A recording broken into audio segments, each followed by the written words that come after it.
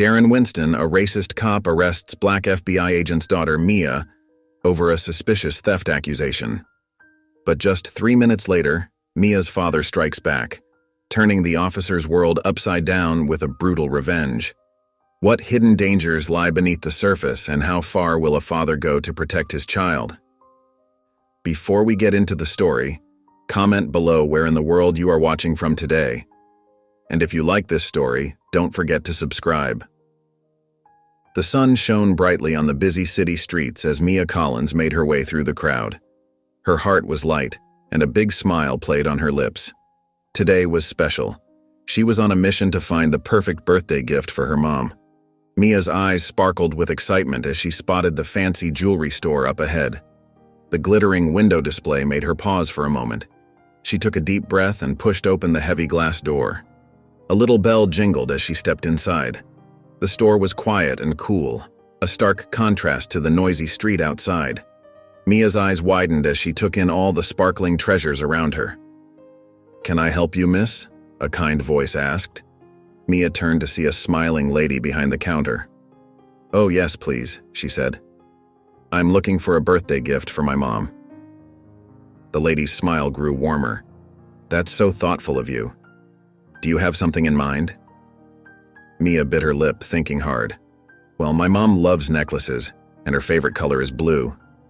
"I think I have just the thing," the lady said, leading Mia to a display case. As Mia looked at the beautiful necklaces, she thought about her dad, Marcus. He had always taught her the importance of showing love through actions, not just words. This gift was her way of doing just that. Marcus Collins wasn't just her dad. He was her hero. As an FBI agent, he spent his days fighting for justice. But to Mia, he was the one who made her pancakes on Sunday mornings and helped her with her math homework. "Your mom is lucky to have such a caring daughter," the lady said, interrupting Mia's thoughts. Mia felt her cheeks grow warm. "Thanks," she said softly. "My dad always says it's important to show people how much we care." The lady nodded. "Your dad sounds like a wise man."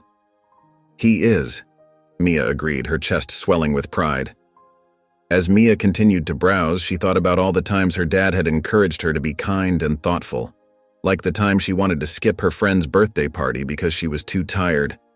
Marcus had gently reminded her how she'd feel if her friends didn't come to her party, or when she was nervous about giving a speech in class and he helped her practice for hours. He always said, "Mia, the most important thing is to speak from your heart." Now, standing in this fancy store, Mia felt grateful for all those lessons. She wasn't just buying a necklace. She was showing her mom how much she cared, just like her dad had taught her. Mia's eyes danced from one sparkling display to another, her heart fluttering with excitement. Each necklace seemed more beautiful than the last, and she found herself lost in a world of glittering gems and shining metals. As she moved closer to a display of delicate pendants, Mia felt a sudden chill run down her spine. She glanced up, only to find a well-dressed woman staring at her with an intensity that made her stomach twist. The woman, who Mia would later learn was Mrs. Simmons, wore an expensive-looking suit and a frown that seemed etched into her face. Her eyes never left Mia as she leaned over to whisper something to a nearby store employee.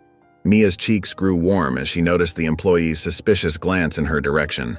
She tried to focus on the necklaces in front of her, but her hands trembled slightly as she reached out to touch a pretty silver chain. "Is everything okay?" Mia wanted to ask, but the words stuck in her throat. She'd never felt so out of place before. The joy she'd felt earlier began to fade, replaced by a gnawing anxiety that made her want to run from the store. But Mia thought of her mom and the perfect gift she was determined to find. She took a deep breath, just like her dad had taught her when she felt nervous. "I belong here just as much as anyone else," she reminded herself silently.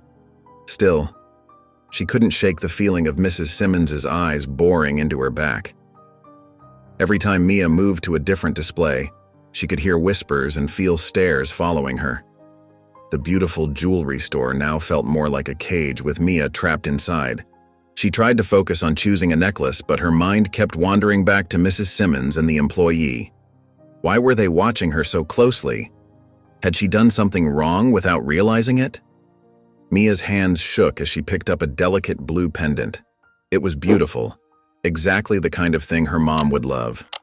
But as she held it, she noticed Mrs. Simmons nudge the employee and nod in her direction. The uneasy feeling in Mia's stomach grew stronger. She wanted nothing more than to leave the store, to escape the judging eyes and whispered words. But she also wanted to prove to herself, and to them, that she had every right to be there. With a mix of determination and fear, Mia continued to browse, all too aware of the tension building around her. She tried to ignore the glares, focusing instead on finding the perfect gift for her mom. But no matter how hard she tried, she couldn't shake the feeling that something was very, very wrong. As Mia stepped out of the jewelry store, her heart heavy with disappointment, she took a deep breath of the crisp autumn air. She hadn't found the perfect gift for her mom, but she was relieved to be free from the uncomfortable atmosphere inside. Her moment of relief was short-lived. A stern voice called out, "Excuse me, miss, stop right there." Mia turned to see a police officer striding towards her, his face set in a hard frown. Her stomach dropped as he approached, his badge glinting in the sunlight. "I'm Officer Darren Winston," he said, his voice gruff and authoritative. "We've had a report of a missing necklace from the display case. I need you to empty your pockets." Mia's eyes widened in shock. "What? But I didn't take anything." Her voice trembled as she spoke, her hands shaking at her sides. Officer Darren's eyes narrowed. "That's what they all say. Now, empty your pockets or I'll have to search you myself." Tears welled up in Mia's eyes as she fumbled with her jacket pockets. "Please, there's been a mistake. I was just looking. I swear, I didn't take anything." As Mia turned out her empty pockets, a small crowd began to gather on the sidewalk. Whispers and pointed fingers made Mia's cheeks burn with embarrassment.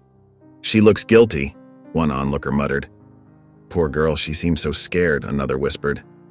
Officer Darren's voice grew louder and more aggressive. "Where did you hide it? In your bag? Your shoes?" Mia's voice cracked as she pleaded, "I didn't take anything. Please, you have to believe me." The crowd grew larger, their whispers becoming a dull roar in Mia's ears. She felt trapped, surrounded by accusing eyes and judgmental stares. Her hands trembled as she clutched her bag close to her chest, tears streaming down her face. "I want to call my dad," Mia said, her voice barely above a whisper. Officer Darren scoffed. "You can call your dad from the station. Now, hand over your bag." Mia's world seemed to spin around her. She couldn't believe this was happening. Just minutes ago, she had been excited about finding a gift for her mom. Now she was being accused of theft in front of a growing crowd of strangers. As Officer Darren reached for her bag, Mia took a step back, her eyes darting around frantically, searching for a friendly face in the sea of onlookers. But all she saw were curious stares and disapproving frowns. As the tension escalated, a commanding voice cut through the crowd. "What's going on here?" The sea of onlookers parted, revealing a tall, imposing man with a determined stride. It was Marcus Collins, Mia's father, his face etched with concern and anger. Mia's eyes lit up with relief. "Dad!" she cried, her voice cracking with emotion. Marcus quickly made his way to his daughter's side, placing a protective arm around her trembling shoulders. He turned to face Officer Darren, his eyes blazing with intensity. "I'm Marcus Collins, FBI," he said, his voice calm but authoritative as he flashed his badge. "What's the meaning of this, officer?" Darren's demeanor shifted slightly, but he stood his ground. "This young woman is suspected of shoplifting a valuable necklace from the jewelry store," he stated firmly. Marcus's eyebrows furrowed. "And what evidence do you have to support this accusation?" Darren hesitated for a moment. "We received a report from—" "A report is not evidence," Marcus interrupted, his voice sharp. "Have you checked the security cameras? Searched my daughter? Found any stolen property?" The crowd watched in hushed silence as the confrontation unfolded. Mia clung to her father's side, drawing strength from his presence. Darren's face reddened. "I was in the process of conducting a search when you arrived," he said defensively. Marcus's eyes narrowed. "Without probable cause or a warrant? I don't think so." He turned to Mia, his voice softening. "Sweetheart, did you take anything from the store?" Mia shook her head vigorously, No, Dad, I swear I didn't. Marcus nodded, then faced Darren again. My daughter says she's innocent and you have no evidence to the contrary. I demand that you release her immediately. The tension in the air was palpable as Darren and Marcus stared each other down. Suddenly, Darren's radio crackled to life. Officer Winston, a stern voice came through. Report back to the precinct immediately. Darren's face fell, realizing the situation had escalated beyond his control. He cleared his throat, trying to maintain his composure. This isn't over, he muttered, before turning on his heel and striding away. As Darren retreated, the crowd began to disperse, their whispers fading into the background. Marcus hugged Mia tightly, feeling her body shake with silent sobs. It's okay, sweetheart, he murmured, stroking her hair. You're safe now. Let's go home. As the tension began to dissipate, Darren's face softened unexpectedly. He took a deep breath and turned to face Mia and Marcus. I owe you both an apology, Darren said, his voice low and hesitant. I may have overreacted in this situation. Mia and Marcus exchanged surprised glances. The crowd that remained watched in stunned silence.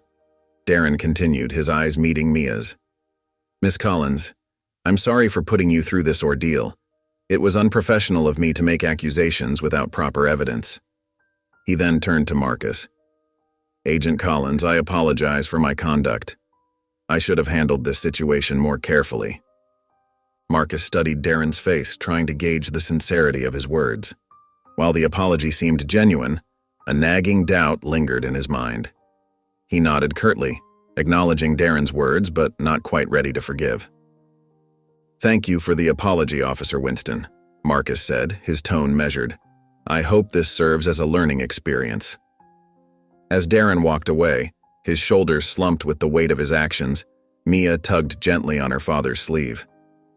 Dad, she whispered, her voice still shaky. There's something else you should know.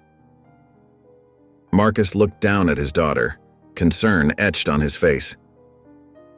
What is it, sweetheart? Mia took a deep breath. Inside the store there was this woman, Mrs. Simmons. She kept watching me like she was suspicious of something. It made me really uncomfortable. Marcus's brow furrowed as he processed this new information. Mrs. Simmons? Did you know her? Mia shook her head. No, I've never seen her before, but she was whispering to one of the employees and pointing at me. A troubled look crossed Marcus's face. He gently squeezed Mia's shoulder. That's important information, Mia. Thank you for telling me. As they stood there, the bustle of the city continuing around them, Marcus couldn't shake the feeling that there was more to this incident than met the eye. The pieces didn't quite fit together. Darren's aggressive behavior, his sudden apology, and now this mysterious Mrs. Simmons. Something wasn't right, and Marcus was determined to get to the bottom of it. Marcus gently guided Mia to his car, his protective arm around her shoulders. As they drove home, he couldn't shake the uneasy feeling that had settled in his stomach. Something about this whole situation just didn't add up. You okay, sweetheart? He asked, glancing at Mia. She nodded, but her eyes were distant. I just can't believe that happened. It was so scary, Dad. Marcus's grip tightened on the steering wheel. I know, honey, I'm sorry you had to go through that, but we'll figure this out. I promise. As they pulled into their driveway, Marcus's mind was racing. He kept replaying the scene in his head, focusing on the brief exchange he'd witnessed between Mrs. Simmons and the store employee just before Mia was confronted. Once inside, Marcus made sure Mia was comfortable and had everything she needed. Why don't you rest for a bit? I need to make a few calls. Mia nodded, curling up on the couch with a blanket. Marcus kissed her forehead before heading to his home office. He sat at his desk, determination etched on his face. This wasn't just about clearing Mia's name anymore. His instincts told him there was something deeper going on, and he was going to get to the bottom of it. Marcus picked up his phone and dialed the jewelry store's number. After a brief conversation with the receptionist, he was connected to the manager. Hello, this is FBI agent Marcus Collins, he said, his voice calm but authoritative. I'd like to discuss the incident that occurred at your store earlier today involving my daughter. The manager sounded nervous. Oh yes, that was unfortunate. How can I help you, Agent Collins? I'd like to come in and review any security footage you have from today, Marcus replied. I believe there may be more to this situation than what appeared on the surface. There was a pause on the other end of the line. Of course, Agent Collins. When would you like to come in? I'll be there in an hour, Marcus said firmly. After hanging up, Marcus checked on Mia once more before grabbing his keys. He had a determined look in his eyes as he headed out the door. Whatever was going on, he was going to uncover the truth and make sure justice was served. Marcus arrived at the jewelry store, his determined stride carrying him through the glass doors. The manager, a balding man in his 50s, greeted him with a nervous smile. Agent Collins, thank you for coming, the manager said, wringing his hands. I'm Mr. Peterson. How can I assist you today? Marcus's keen eyes scanned the store, taking in every detail. I'd like to review the security footage from the day my daughter was here, Mr. Peterson. Mr. Peterson's smile faltered. Yes, about that. We've been having some technical issues with our security system. Marcus raised an eyebrow. Is that so? What kind of issues? Well, you see, Mr. Peterson stammered, there seems to be a gap in the footage during the time your daughter was in the store. Marcus's suspicion grew, a knot forming in his stomach. That's quite a coincidence, don't you think? Mr. Peterson nodded nervously. Yes, it is unfortunate timing. We've called our tech support, but they haven't been able to recover the missing footage yet. Marcus crossed his arms, his gaze steady. I'd still like to see what you do have. Perhaps we can piece together what happened. I'm not sure that would be helpful, Mr. Peterson said, his eyes darting around the store. Without the crucial footage, it might just cause more confusion. Marcus leaned in slightly, his voice low but firm. Mr. Peterson, I'm here as part of an official investigation. I'd appreciate your full cooperation in this matter. The manager swallowed hard. Of course, Agent Collins, it's just our policy. We need to protect our customers' privacy. Marcus's patience was wearing thin.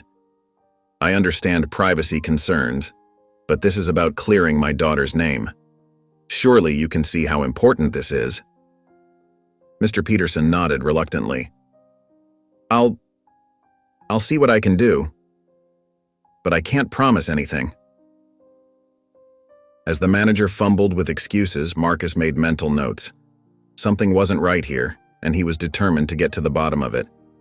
He'd need to look into the store's history, check for any previous incidents or complaints. Thank you for your time, Mr. Peterson, Marcus said, his tone measured. I'll be in touch, and I expect full cooperation moving forward. As Marcus left the store, his mind was already racing with next steps. This was far from over, and he wouldn't rest until he uncovered the truth. Marcus left the jewelry store, his mind whirling with questions. Something wasn't right, and he could feel it in his bones. As he drove back to his office, he couldn't shake the nagging feeling that there was more to this story than met the eye. Back at his desk, Marcus dove into research. He pulled up records of recent incidents at the jewelry store, his eyes scanning the reports with growing concern. A pattern began to emerge, and it made his heart sink. Over the past 6 months, there had been 5 separate incidents involving black teenagers being accused of theft at the same store. In each case, the teens had been detained and questioned, only to be released later when no evidence was found. Marcus leaned back in his chair, running a hand over his face. This couldn't be a coincidence. As he dug deeper, another detail caught his eye. In 4 out of the 5 cases, Mrs. Simmons had been present or involved in reporting the supposed suspicious behavior. This can't be happening, Marcus muttered to himself, his voice heavy with disbelief and anger. He pulled up Mrs. Simmons's file, his eyes narrowing as he read through her background. She was the wife of a local judge, well-connected and influential in the community. But as Marcus delved deeper, he found whispers of past complaints against her, all carefully buried or dismissed. Marcus's concern deepened with each new piece of information. This wasn't just about Mia anymore. It was becoming clear that there was a larger issue at play, one that involved racial profiling and potential abuse of power. He picked up a framed photo of Mia from his desk, her bright smile beaming back at him. "I'm going to fix this, sweetheart," he promised softly. "For you and for all the other kids who've been wrongly accused." Marcus set the photo down and stood up, determination etched on his face. He knew the road ahead would be challenging. Taking on someone like Mrs. Simmons, with her connections and influence, wouldn't be easy. But he had never been one to back down from a fight, especially when it came to protecting the innocent. "Time to get to work," he said to himself, grabbing his jacket. He had leads to follow, witnesses to interview, and a truth to uncover. Marcus Collins was on a mission, and he wouldn't rest until he got to the bottom of this troubling pattern of injustice. Marcus dove deeper into Mrs. Simmons's background, his fingers flying across the keyboard as he searched through databases and public records. His eyes widened as he uncovered a crucial piece of information.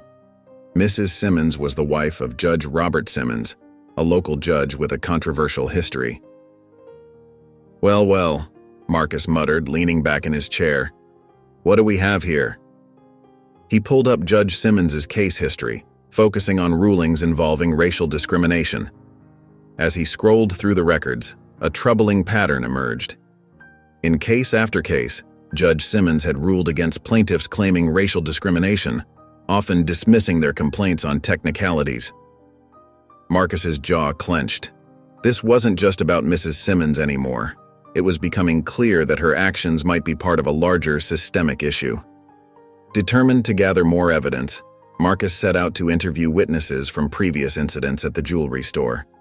He started with Sarah, a college student who had been working at the coffee shop across the street.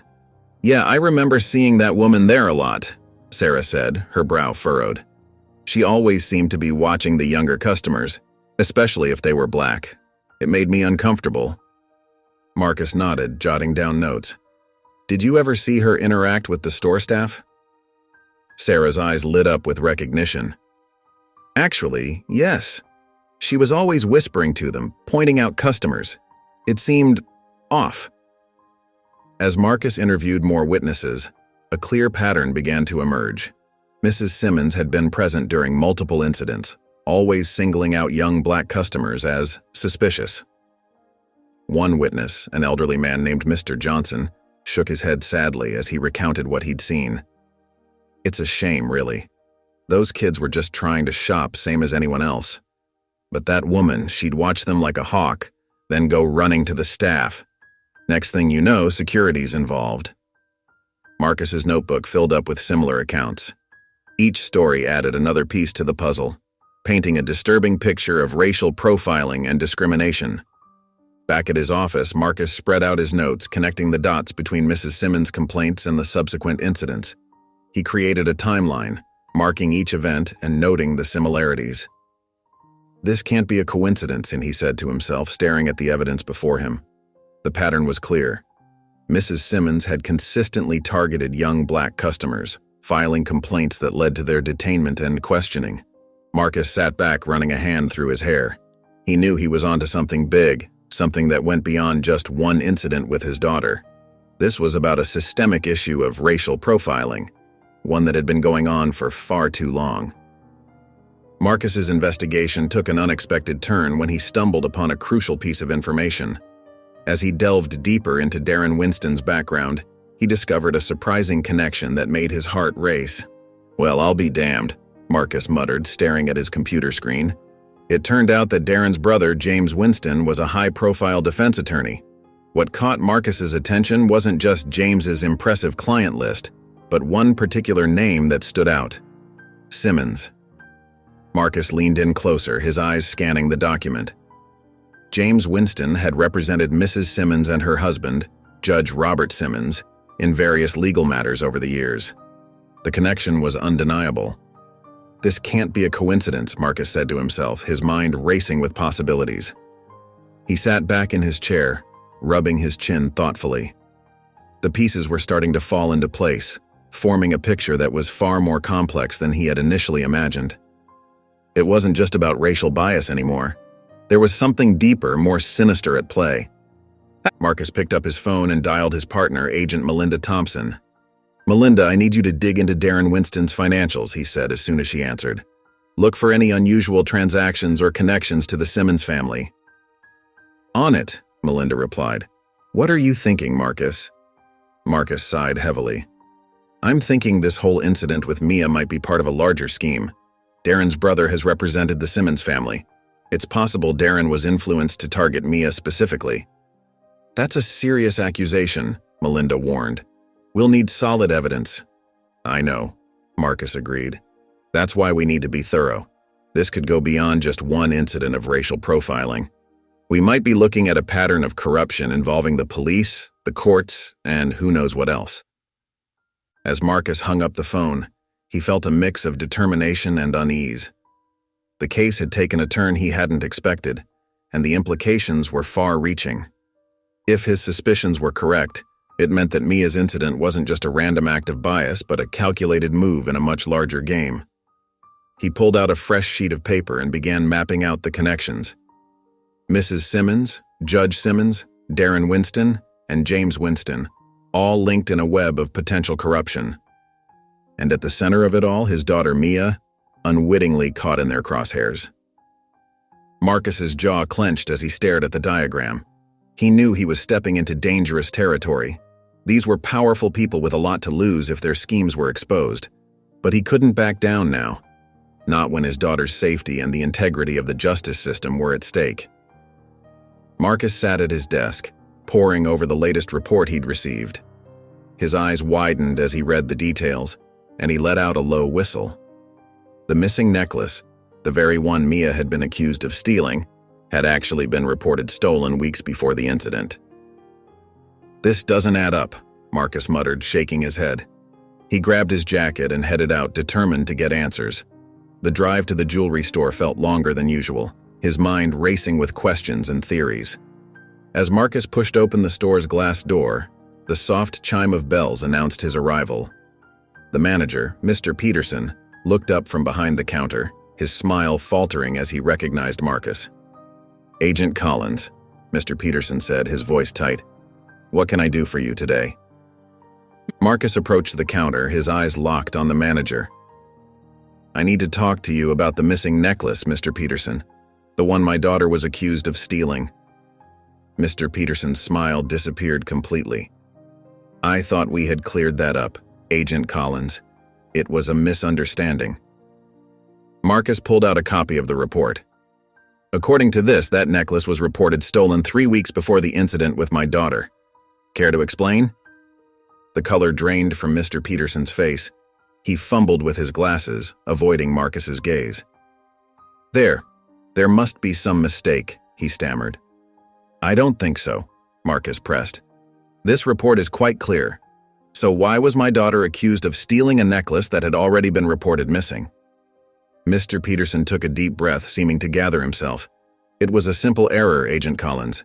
The necklace was thought to have been returned. We must have forgotten to update the report." Marcus raised an eyebrow.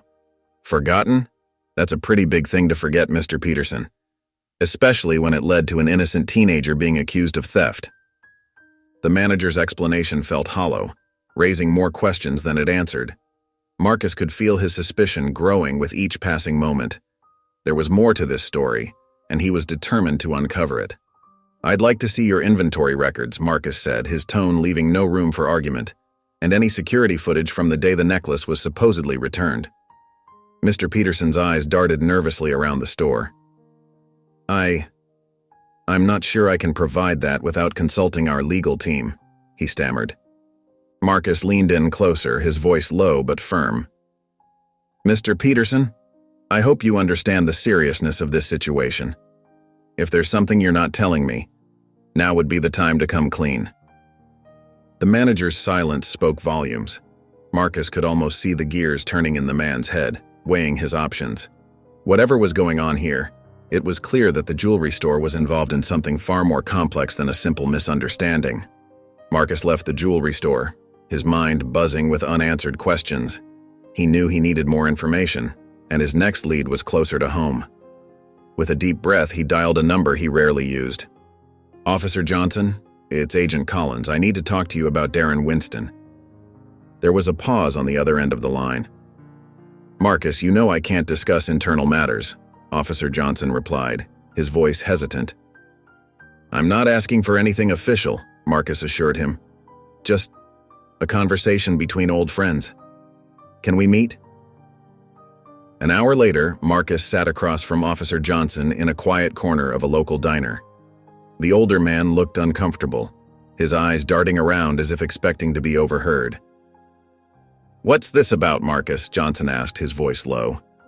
Marcus leaned forward. I need to understand Darren's behavior, his connection to Mrs. Simmons. There's something not right about the incident with my daughter.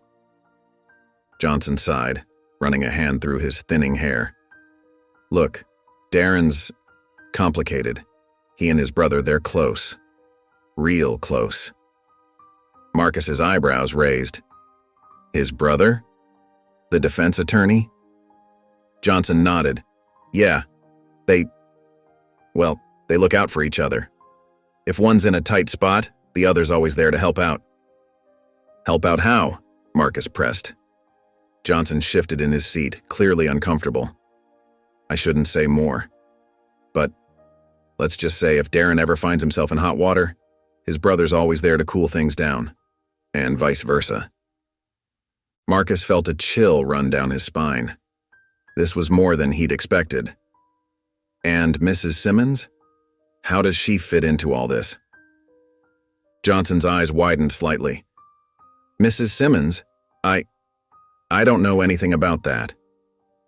But Marcus could see the flicker of recognition in the officer's eyes. There was a connection there, something Johnson wasn't saying. Thank you for your time, Marcus said, standing up. You've been very helpful. As he walked out of the diner, Marcus's mind was racing. The pieces were starting to fall into place. Darren and his brother covering for each other. Mrs. Simmons with her connections to the local judge. And now, a falsely reported stolen necklace. There was more to this than just racial bias. Marcus was now certain that Darren had been influenced, maybe even coerced into targeting Mia. But why? What was the bigger picture he was missing? Marcus got into his car, his determination stronger than ever. He would uncover the truth, no matter where it led him, for Mia and for justice. Marcus sat at his desk, poring over the files he had gathered. The pieces of the puzzle were starting to come together, but the picture they formed was more complex than he had initially thought. He rubbed his tired eyes trying to make sense of the information in front of him. As he flipped through the pages, a pattern began to emerge. Marcus's eyes widened as he realized the implications. Mrs. Simmons's name appeared repeatedly in connection with jewelry insurance claims. Each claim coincided with reports of stolen jewelry from the same store where Mia had been accused. This can't be a coincidence, Marcus muttered to himself, his heart racing. He pulled out his phone and dialed a trusted contact at the insurance company. After a brief conversation, his suspicions were confirmed. Mrs. Simmons had filed multiple claims over the past year, each for substantial amounts. Marcus leaned back in his chair, the weight of this new information settling on his shoulders. It wasn't just about racial profiling anymore. This was a carefully orchestrated fraud scheme, and Mia had unwittingly become a pawn in Mrs. Simmons's game. She needed a scapegoat, Marcus said aloud, the realization hitting him like a punch to the gut. And Mia was in the wrong place at the wrong time. He thought about his daughter, how shaken she had been after the incident. The injustice of it all made his blood boil. Mrs. Simmons hadn't just wronged Mia. She had manipulated the system, using racial bias as a smokescreen for her criminal activities. Marcus stood up, determination filling him. He needed to act fast. This new information changed everything. It wasn't just about clearing Mia's name anymore. It was about exposing a larger conspiracy that had likely affected many innocent people. He picked up his phone again, this time calling his supervisor. Sir, I need to brief you on a development in the case involving my daughter. It's bigger than we thought. As Marcus explained the situation, he could hear the surprise in his supervisor's voice. This is serious, Collins. We'll need to involve the fraud division. How solid is your evidence? Solid enough to warrant a full investigation, Marcus replied confidently. But we need to move quickly. If Mrs. Simmons realizes we're onto her, she might try to cover her tracks. After hanging up, Marcus took a deep breath. The case had taken an unexpected turn, but he felt a renewed sense of purpose. He wasn't just fighting for Mia now, he was fighting for justice on a much larger scale.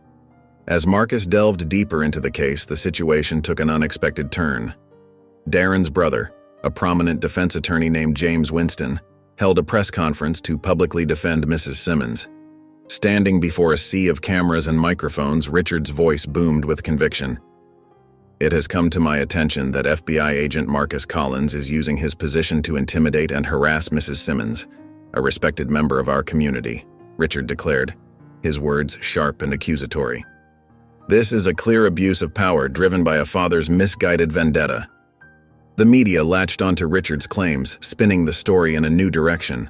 Headlines blared across TV screens and newspapers. FBI agent accused of misusing power in personal vendetta. Overnight, Marcus found himself cast as the villain in a narrative he couldn't control. As Marcus sat at his kitchen table scrolling through the news on his tablet, he felt a knot forming in his stomach. The pressure was mounting, and he could feel the weight of public scrutiny bearing down on him. He looked up to see Mia enter the room, her eyes red and puffy from lack of sleep. "Dad," Mia said softly, her voice trembling. "People at school are talking about us. They're saying awful things." Marcus's heart ached for his daughter. He stood up and wrapped her in a tight hug. "I'm so sorry, sweetheart. This isn't fair to you." Mia buried her face in her father's chest. "Why won't they leave us alone? I just want things to go back to normal." As Marcus held his daughter, he felt a mix of anger and determination. He knew he was on the right track with the investigation, but the constant media attention was taking its toll on both of them. Later that day, Marcus received a call from his supervisor. "Collins, we need to talk about the media coverage. It's not looking good." Marcus sighed heavily. "I know, sir, but I'm close to cracking this case wide open. We can't back down now." "I understand, but tread carefully. Your reputation is on the line here," his supervisor warned. As Marcus hung up the phone, he felt the pressure intensifying. He knew he was right about Mrs. Simmons and the insurance fraud scheme, but proving it while under such intense scrutiny would be challenging. That evening, as Marcus worked late into the night, he heard a soft knock on his office door. Mia peeked in, her face etched with worry. "Dad, are you okay?" she asked, her voice barely above a whisper. Marcus managed a small smile. "I'm fine, sweetie, just working on clearing our names." Mia stepped into the room, her eyes filled with a mixture of fear and determination. "I want to help. This isn't just about me anymore, is it? It's about all the people Mrs. Simmons has hurt." Marcus felt a surge of pride for his daughter's strength. Despite the pressure and attention, she was thinking of others. He nodded, realizing that they were in this fight together. The next morning, as Marcus sat at his desk sifting through mountains of paperwork, his phone buzzed with an unfamiliar number. Hesitantly, he answered. "Agent Collins?" a nervous voice whispered. I have some information about what happened at the jewelry store." Marcus's heart raced. "Who is this?" he asked, his voice low and urgent. "I can't say my name," the caller replied. "I work at the store. I saw something that day. Something important." Marcus grabbed a pen and paper. "I'm listening. Please tell me everything you saw." The employee's words tumbled out in a rush. "Mrs. Simmons was there that day. I saw her whispering to the store manager just before your daughter was detained. It looked suspicious." Marcus's pen flew across the paper, jotting down every detail. "What else?" he prompted. "There's more," the caller continued. "I saw Mrs. Simmons handling a piece of jewelry. It was the same necklace that went missing. She was acting strange, looking around nervously. Then she just left. In a hurry." Marcus's mind raced with the implications. "Are you saying she might have taken the necklace herself?" I can't be sure," the employee hesitated. "But it all happened right before your daughter was accused. It doesn't feel right." As the call ended, Marcus sat back in his chair, his heart pounding. This was the break he'd been waiting for. The anonymous tip suggested that Mrs. Simmons might have staged the theft to frame Mia. It was a crucial piece of the puzzle, but Marcus knew he needed more substantial evidence to build a solid case. He picked up his phone again, dialing a trusted colleague at the FBI. "Jack, I need a favor," Marcus said. "Can you discreetly pull the security camera footage from the streets around that jewelry store? I need to track Mrs. Simmons's movements that day." As he hung up, Marcus felt a glimmer of hope. He was one step closer to uncovering the truth and clearing Mia's name. But he knew the road ahead would be challenging. He needed to tread carefully, gathering evidence without tipping off Mrs. Simmons or her influential husband. Marcus stood up, determination etched on his face. He had a lead now, a thread to pull that could unravel this whole conspiracy. As he prepared to dive deeper into the investigation, he silently vowed to see this through no matter the cost. Marcus sat at his kitchen table, surrounded by stacks of documents and notes. The soft glow of his laptop screen illuminated his weary face as he pored over the latest developments in Mia's case. Suddenly, his phone buzzed with a message from a trusted contact at the courthouse. His heart sank as he read the message. Darren's brother, a well-connected defense attorney, had somehow managed to fabricate records of Mia's school history. These false documents painted a picture of Mia as a troublemaker, with a history of disciplinary issues and suspicious behavior. Marcus's hands trembled as he set down his phone. He couldn't believe the lengths these people were willing to go to discredit his daughter.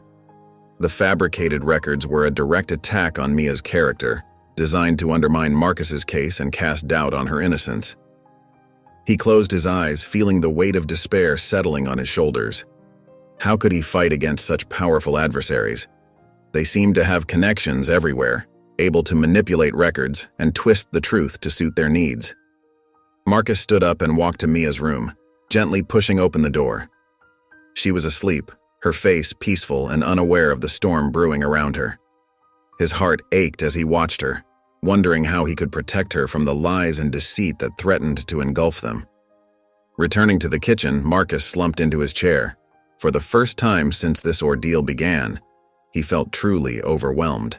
The fabricated school records were a devastating blow, one that could potentially sway public opinion and even influence the course of the investigation. He rubbed his temples, trying to push away the creeping doubts. Could he really stand up against these people? They had money, influence, and seemingly no moral boundaries. Marcus had always believed in the power of truth and justice, but now he found himself questioning if it would be enough. As he sat there, surrounded by the evidence of his tireless work, Marcus felt a flicker of uncertainty. He had promised Mia that he would make things right, that he would clear her name. But now, faced with this new setback, he wasn't sure if he could keep that promise. The thought of failing Mia, of letting these powerful forces win, made Marcus's stomach churn.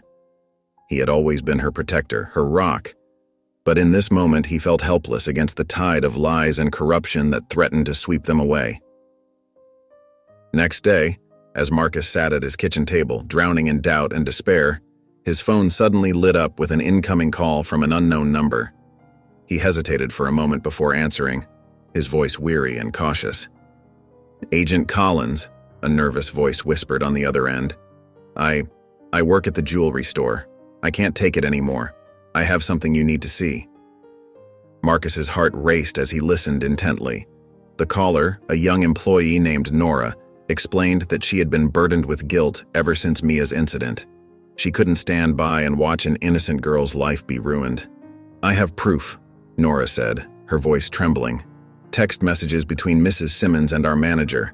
They planned the whole thing." Marcus's hands shook as he grabbed a pen and paper, scribbling down Sarah's instructions on where to meet.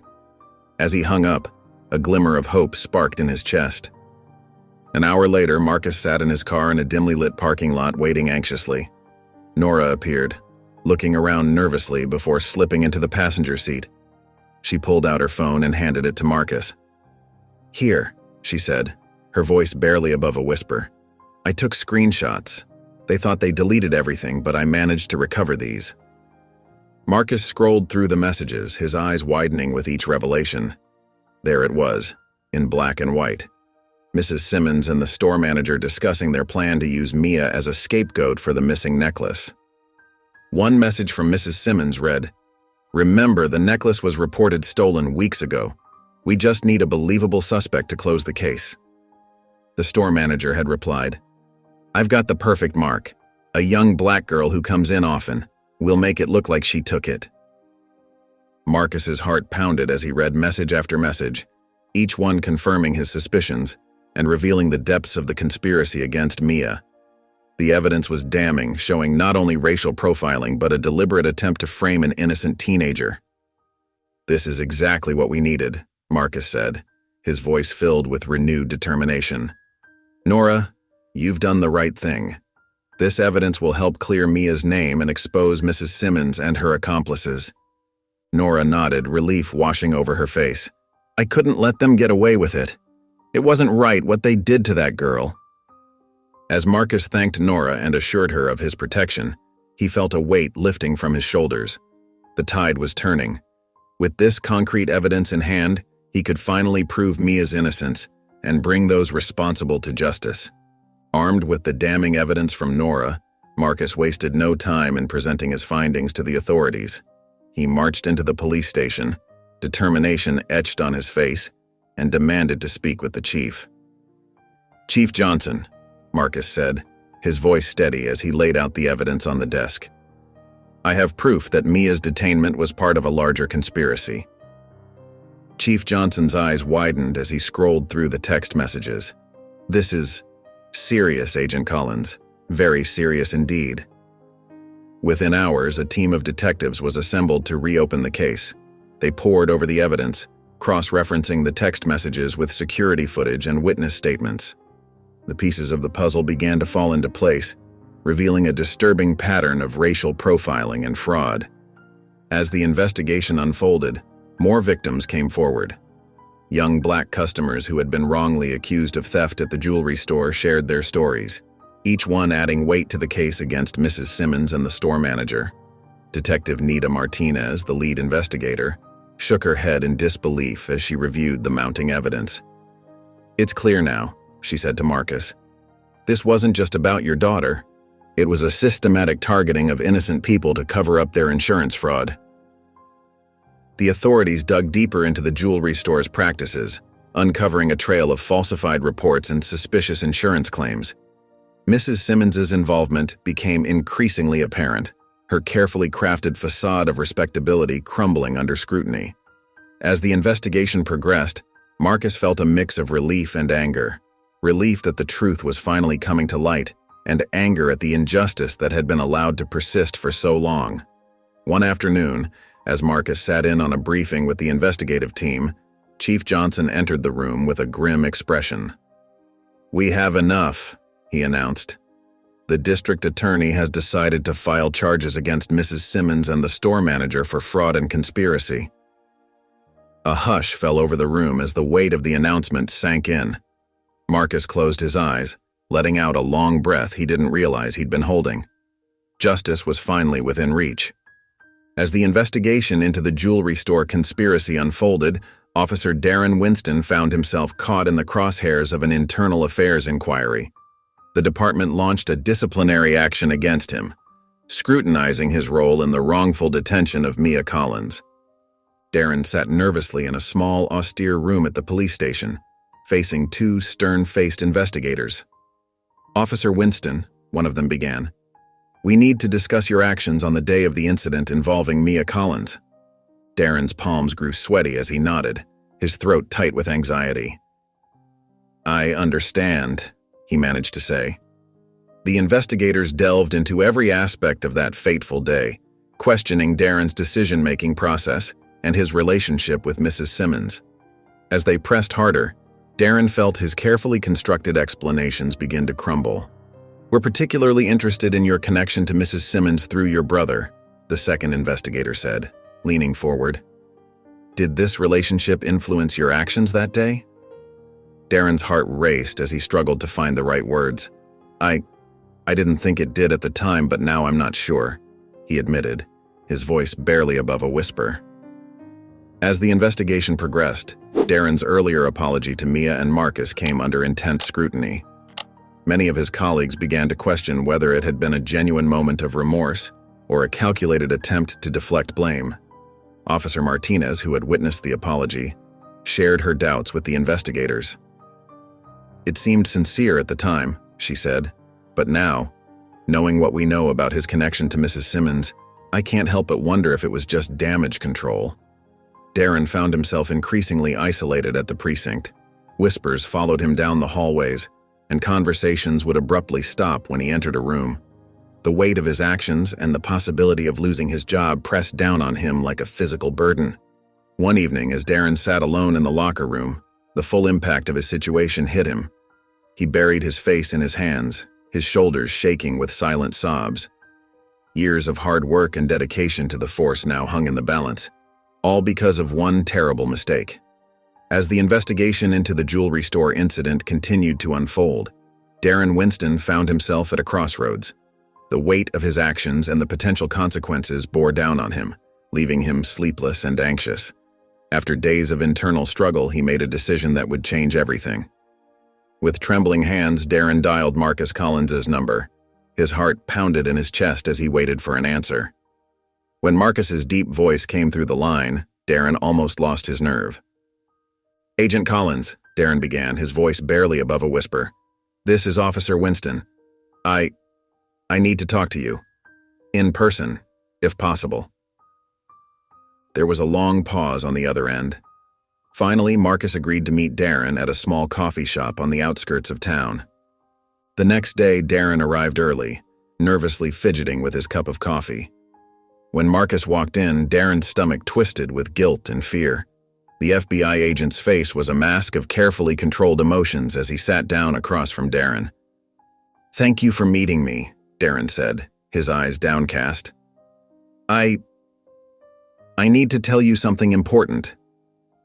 Marcus nodded, his gaze steady and expectant. Darren took a deep breath and began to speak. "I made a terrible mistake that day with Mia. I let my judgment be clouded by my own biases." His voice cracked with emotion. "But there's more to it than that."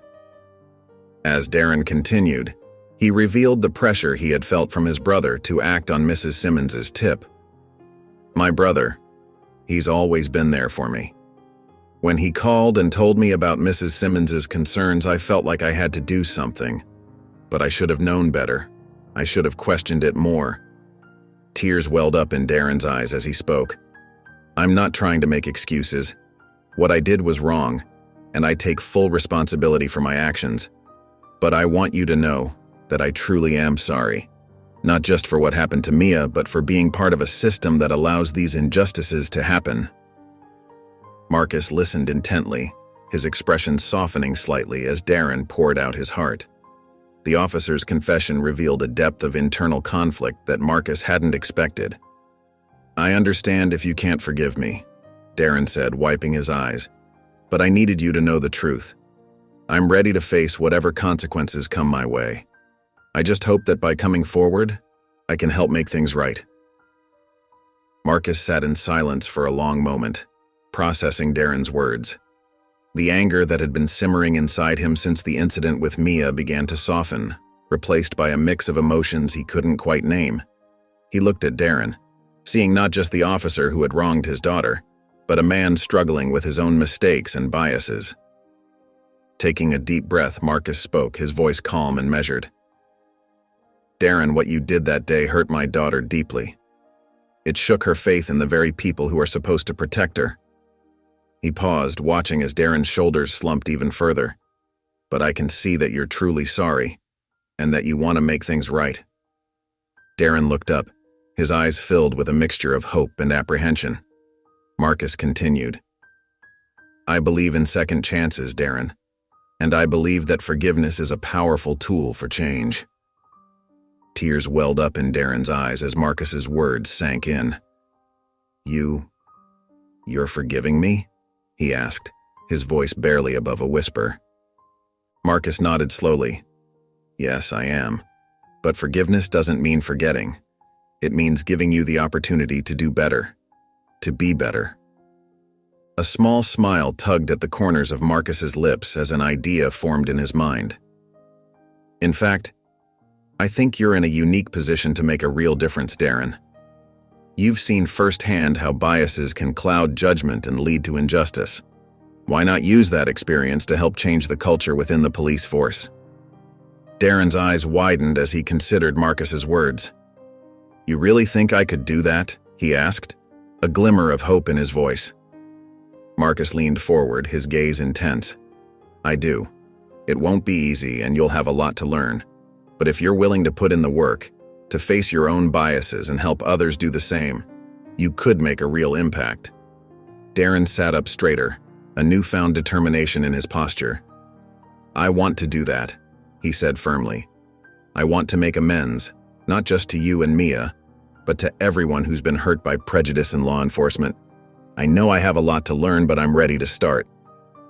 Marcus reached out and placed a hand on Darren's shoulder, a gesture of support and encouragement. That's the first step, Darren, acknowledging that there's room for growth and being willing to do the hard work of changing. In the weeks following the revelations, the consequences of Mrs. Simmons's actions and the jewelry store's involvement began to unfold. The once bustling upscale store now stood empty, its windows covered with brown paper. A closed sign hung on the door, a silent testament to the settlement that had forced its closure. Marcus walked past the shuttered store, feeling a mix of satisfaction and sadness.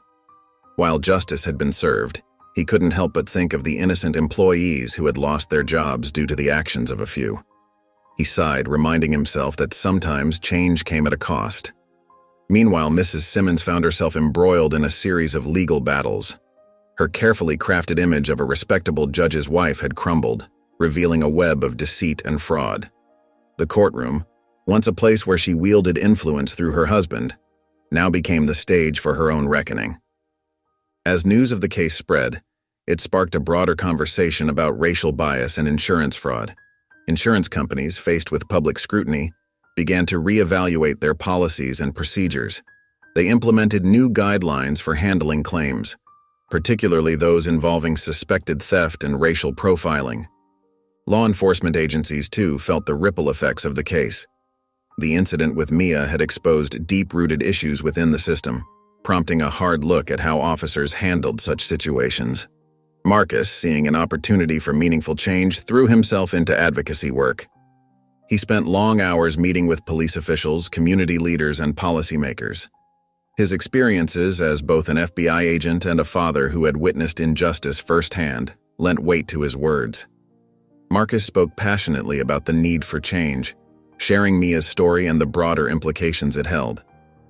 We have a responsibility, Marcus said during one particularly heated meeting, to ensure that what happened to my daughter never happens to another child. We need to address the biases that exist within our system and work actively to overcome them. His tireless efforts began to bear fruit. The police department, under increasing pressure from the community and city officials, agreed to implement new policies. These included stricter guidelines for detaining suspects, especially minors, and a more thorough review process for complaints involving racial bias. Perhaps the most significant change came in the form of mandatory bias training for all officers. The program, developed with input from community leaders and experts in racial justice, aimed to help officers recognize and overcome their own biases. It wasn't a perfect solution, Marcus knew, but it was a start. As he watched the first group of officers file into the training room, Marcus felt a glimmer of hope. Among them was Darren, looking nervous but determined. Their eyes met, and Darren gave a small nod, a silent acknowledgement of the journey they had both undertaken. Marcus smiled, thinking of Mia, and how proud she would be of the changes her experience had sparked. There was still much work to be done, but for the first time in a long while, he felt like they were moving in the right direction. After a few days, Darren sat at his desk, staring at the resignation letter he had just typed. His fingers hovered over the keyboard, trembling slightly as he contemplated the weight of his decision. With a deep breath, he hit the print button and watched as the printer churned out the document that would change the course of his life. As he walked into the chief's office to hand in his resignation, Darren felt a mix of emotions: relief, fear, and a glimmer of hope. The chief looked surprised, but not entirely shocked. "Are you sure about this?" the chief asked, his brow furrowed. Darren nodded firmly. "Yes, sir. I believe it's the right thing to do.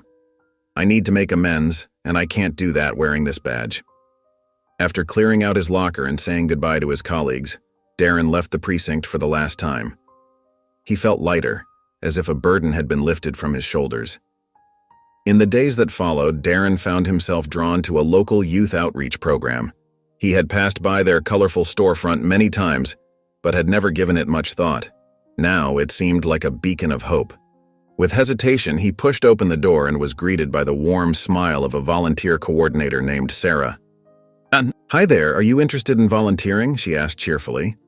Darren nodded, feeling slightly out of place. "Yeah, I think I am. I'm looking to make a difference." Sarah's smile widened. "Well, you've come to the right place. We always need help with our after-school programs." As Darren began volunteering, he found himself surrounded by teens from all walks of life. At first, he felt awkward and unsure, his old biases threatening to resurface, but as he listened to their stories and shared in their laughter, something began to shift inside him. There was Daniel, a bright young man with dreams of becoming a lawyer, who spoke passionately about the challenges his family faced, and Tanya, whose talent for art was overshadowed by her struggles at home. Each teen had a unique story, a perspective that Darren had never considered before. One afternoon, during a group discussion about community relations, a teen named Jason spoke up. "It's hard, you know, feeling like you're always being watched, like you're guilty before you've even done anything." Darren felt a pang of guilt, remembering his encounter with Mia. He took a deep breath and decided to share his own story. "I used to be a police officer," he began, noticing how some of the teens tensed up. "And I made a terrible mistake. I accused an innocent girl of theft because of my own biases. It cost me my job, but more importantly, it taught me how wrong I was." The room fell silent, all eyes on Darren. He continued, his voice thick with emotion. "I'm here because I want to learn from you, to understand your experiences.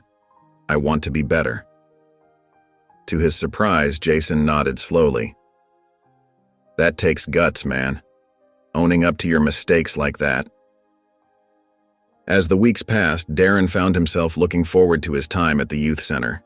He learned about the daily challenges these teens faced, challenges he had never fully understood before. He listened to their fears, their hopes, and their frustrations with the system. Slowly but surely, Darren began to see the world through new eyes. The community he once misjudged became a source of inspiration and growth. He realized that his journey toward redemption was just beginning, but for the first time in a long while, he felt he was on the right path. Months have passed. The sun shone brightly on the community center's lawn, where a colorful banner proclaimed, "Building Bridges, Community and Law Enforcement United." People from all walks of life mingled, their excited chatter filling the air with a sense of hope and possibility. Marcus Collins stood near the podium, his FBI badge gleaming in the sunlight. He scanned the crowd, a proud smile spreading across his face as he spotted Mia. His daughter was no longer the timid girl who had been wrongfully accused. Instead, she moved confidently among her peers, engaging in animated discussions about the new initiative. Mia's eyes sparkled with enthusiasm as she explained to a group of younger kids, "This program is going to help us understand each other better. It's about trust and working together." A few feet away, Darren Winston stood nervously at the edge of the gathering. He fidgeted with the sleeve of his casual shirt, feeling out of place without his uniform. Taking a deep breath, he stepped forward, determined to be part of the change he now believed in. As the event officially began, Marcus took the stage. His voice rang out clear and strong. "Today marks a new beginning for our community.